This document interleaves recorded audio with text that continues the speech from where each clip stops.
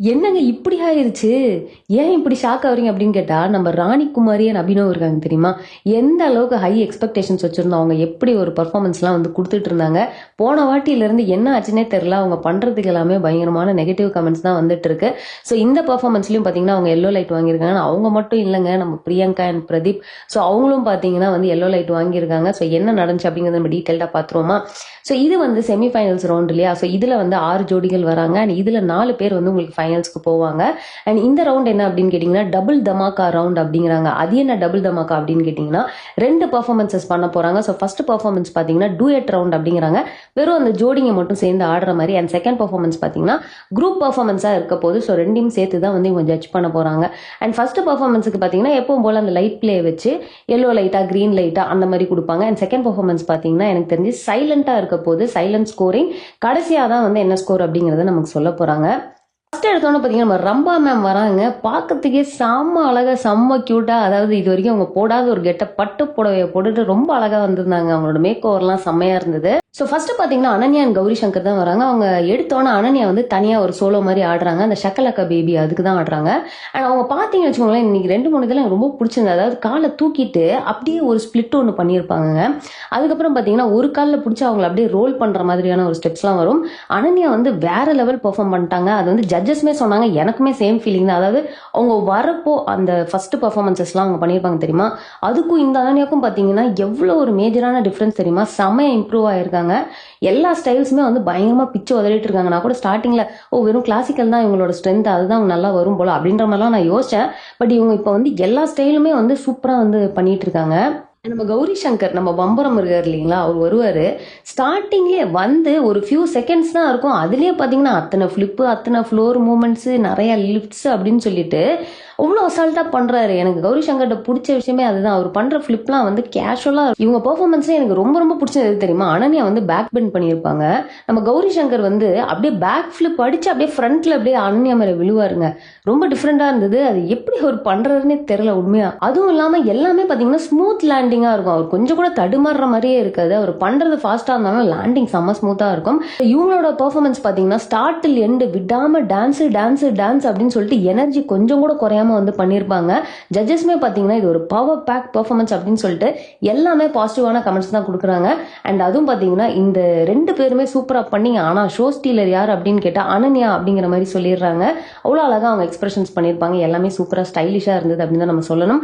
So இவங்களுக்கு பாத்தீங்கன்னா green light கொடுக்குறாங்க. ஸோ நெக்ஸ்ட் பாத்தீங்கன்னா நம்ம ராணிகுமாரி அண்ட் அபினவோட பெர்ஃபார்மன்ஸுங்க. ஸோ அந்த மயில் இறகு வச்சு அந்த கண்மணி அன்போடு அந்த சாங்குக்கு வந்து அவங்க பெர்ஃபார்ம் பண்றாங்க. ஸ்டார்டிங்ல ஒரு சின்ன அது காமெடியா இருந்தது. அதாவது நீ வந்து ஃபாரின் கிளம்பி போறியாமே, எனக்கு ஒரு லெட்டர் எழுதி கொடுத்து, ஆனா பென்ல எழுதாத, பேப்பருக்கு வலிக்கும்ல அப்படின்றதெல்லாம் வந்து என்னடா இது அப்படிங்கிற மாதிரி இருந்தது. ஸோ மயில் இறகுல வந்து எழுதணும் அப்படிங்கிற மாதிரி சொல்லி அவங்க ஸ்டார்ட் பண்றாங்க. ஸோ அவங்களோட பெர்ஃபார்மன்ஸ் வந்து எனக்கு ரொம்ப பியூட்டிஃபுல்லா ரொம்ப பிடிச்சிருந்ததுங்க. அந்த மயில் இறகுன்றது அவ்வளோ வெயிட்லெஸ்ஸா இருக்கும். ஸோ அதை வந்து இவங்க கரெக்டா இப்படி கையில இருந்து இப்படி தூக்கி போட்டு இன்னொருத்தவங்க பிடிக்கிறதா இருக்கட்டும், இல்ல அவங்க கையில அப்படி பேலன்ஸ் பண்ணிட்டு அப்படி தூக்கி போடுற மாதிரி பண்றதா இருக்கட்டும், அதுவும் எனக்கு ரொம்ப பிடிச்சது. அபினவ் பாத்தீங்கன்னா அந்த மயில் இறக காலில் வச்சு இப்படி பேக் ஃபிளிப் அடிச்சு கரெக்டா அந்த ஆரோ அம்பு விடுற மாதிரி நேரா ராணிகுமாரி கிட்ட போகும். அண்ட் ஒரு போர்ஷன் பாத்தீங்கன்னு வச்சுக்கோங்க, ராணிகுமாரி அப்படியே தலை மேல அந்த ஃபெதரை வச்சு அப்படியே பேலன்ஸ் பண்ணிட்டு ஆடுவாங்க. அது ரொம்ப அழகா இருந்தது. ஸோ அதை அவங்க ஹேண்டில் பண்ண விதம் வந்து அவ்வளோ அழகா இருந்தது.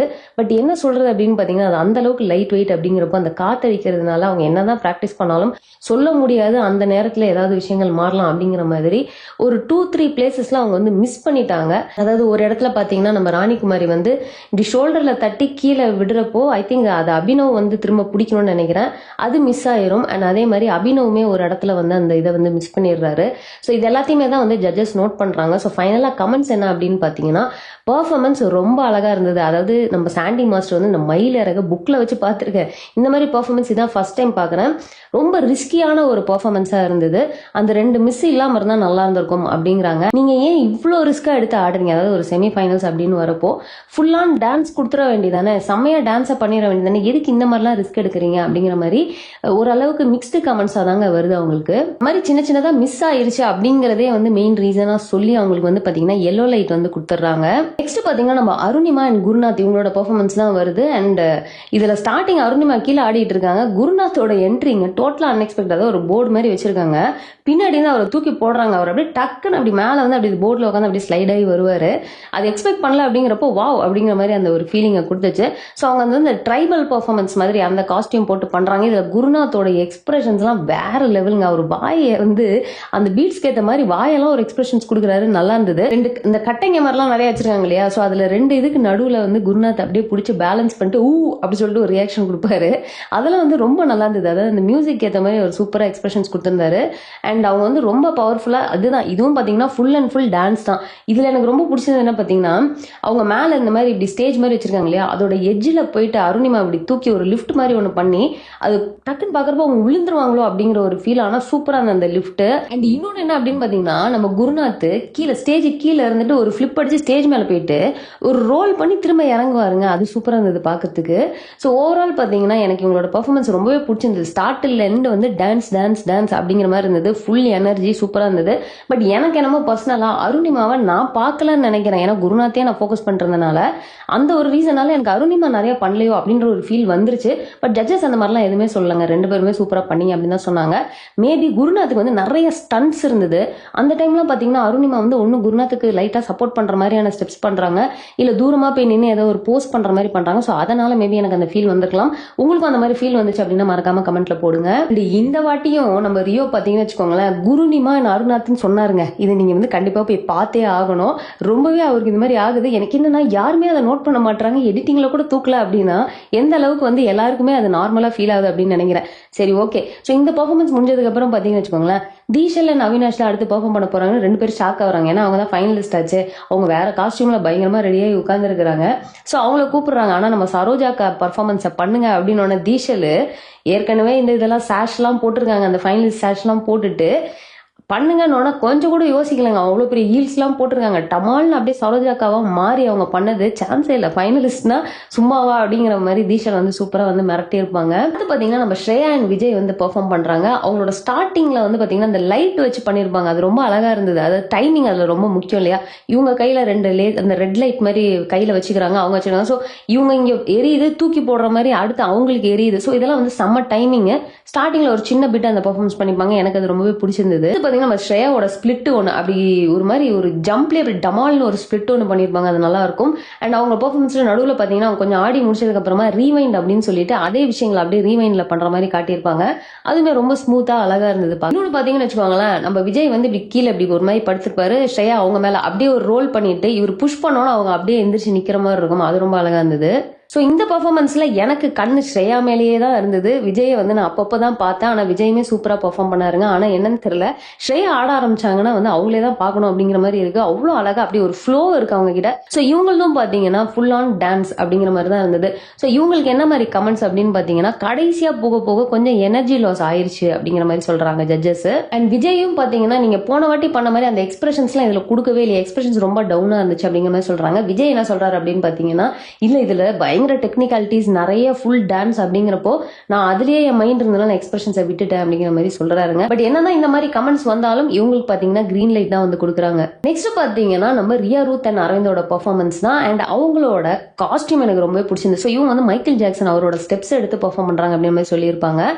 அந்த ஸ்டார்டிங்ல பாத்தீங்கன்னு வச்சுக்கோங்களேன், அந்த செட்டப்பா இருக்கட்டும், அந்த லைட்டிங் ஆகட்டும், இவங்க காஸ்டியூமா இருக்கட்டும், அதுவும் அந்த சாங், அந்த மெட்ரோ சேனல் சாங்கோட ஸ்டார்டிங் எல்லாம் சேர்ந்து எனக்கு அந்த சீன், அந்த ஃபர்ஸ்ட் ஸ்டார்ட் ஆகிற சீனே வந்து எனக்கு ரொம்ப பிடிச்சிருந்த வைப், செம்ம வைபா இருந்தது.